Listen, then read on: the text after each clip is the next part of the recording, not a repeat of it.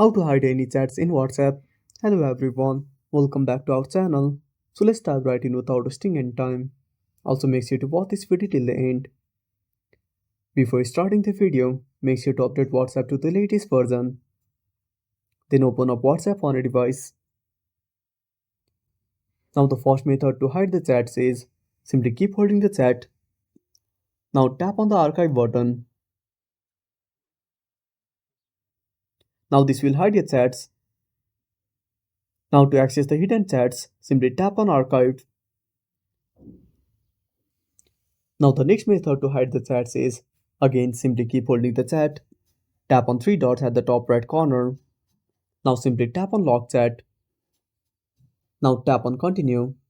Then enter the phone screen password.